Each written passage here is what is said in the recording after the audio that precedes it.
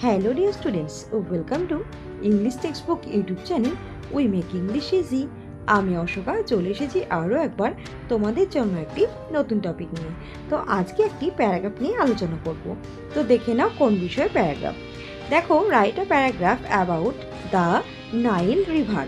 তো আজকে আলোচনার বিষয় হচ্ছে নীল নদ সম্পর্কে একটি প্যারাগ্রাফ, অথবা তোমরা এটা বলতে পারো যে নীল নদ সম্পর্কে 10টি বাক্য। তো আজকের যে ভিডিওটি সেটি কিন্তু একটি বিশেষত্ব রয়েছে। তো সেটা কি, দেখো আজকে যে নীলনদ সম্পর্কে যে বললাম প্যারাগ্রাফ রয়েছে, তো সেটা আমি তো ইংলিশে লিখবই।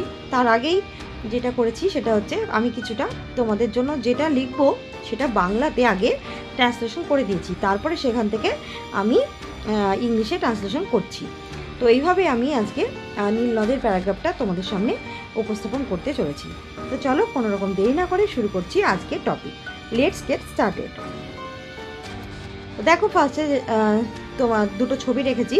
তো দেখো ফার্স্টে যেটা ছবিটা রয়েছে সেখানে দেখো পিরামিড রয়েছে এবং স্ফিংক্স রয়েছে, যেমনটা তোমরা বইতে পড়েছো।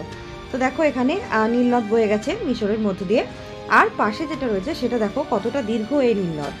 ওকে, আচ্ছা। তো দেখো ফার্স্টে যেটা বললাম যে ফার্স্টে আমি বাংলাটা তোমাদেরকে বলছি, তারপরে আমি ইংলিশটাতে যাচ্ছি। তো দেখো কি রয়েছে, কিভাবে শুরু করবে। পৃথিবীর সবচেয়ে দীর্ঘতম নদী হলো নীল নদ। এটি আফ্রিকার মিশরের মধ্য দিয়ে প্রবাহিত হয়েছে। মিশরকে বলা হয় নীল নদের দান। এটি প্রায় ৬,৬৫০ কিমি দীর্ঘ। এটি ভূমধ্যসাগরে গিয়ে পড়েছে। নীলনদ মিশরবাসীকে জল এবং খাদ্য সরবরাহ করে। এটি পরিবহনে সাহায্য করে। নীলনদের দুই তীরের উর্বর মাটি ফসল চাষের জন্য খুবই উপযোগী। মিশরের অনেক শহর যেমন কায়রো, পোর্ট সাইদ, আলেকজান্দ্রিয়া ইত্যাদি শহর গড়ে উঠেছে। মিশরবাসীর কাছে নীলনদ সত্যিই গর্বের বিষয়। ওকে, তো এই হচ্ছে বিষয়। তো এটা তোমরা পেয়ে যাবে ক্লাস 6-এর বইতে। তো তোমরা একটু হিন্টসটা দেখে নেবে। তারপরে দেখো হিন্টসটা ফলো করে আমি কিভাবে এটা লিখছি এবং তারই বাংলা স্বরূপটা এখানে তুলে ধরেছি, এবং এখান থেকে আমি ইংলিশটা ট্রান্সলেশন করে লিখব। তো দেখে নাও সেটা কিভাবে লিখছি। তোমাদের যেটা ফার্স্টে করতে হবে যে টাইটেলটা দিতে হবে। টাইটেলটা কি? The Nile river. ওকে, নীলনদ এবার লিখলে এবার তারপরে একটু গ্যাপ দিয়ে এটা এইভাবে লিখবে, the Nile is the longest river in the world. তাহলে কি, নীলনদ হলো পৃথিবীর মধ্যে সবচেয়ে দীর্ঘতম নদী।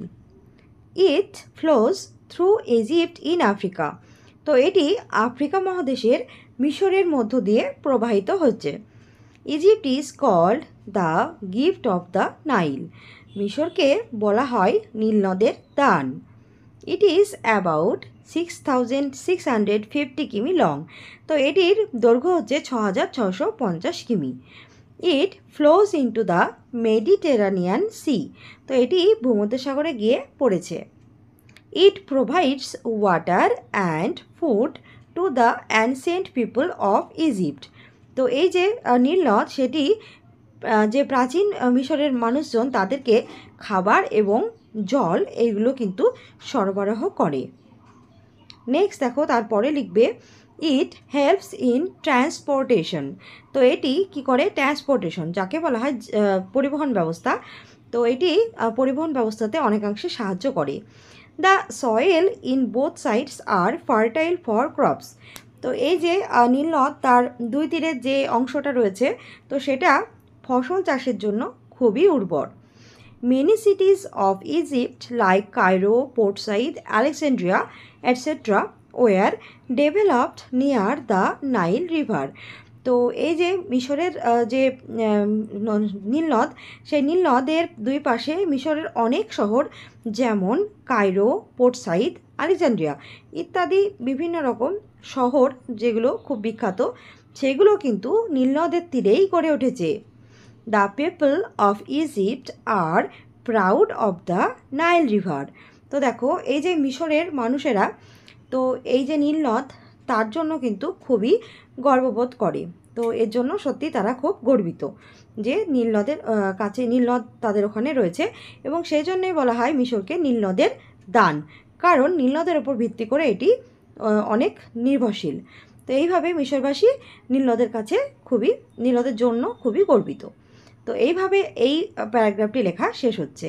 তোমরা এটা হিন্টসটা ফলো করে কিন্তু বইয়ের থেকে এটা লিখতে পারো।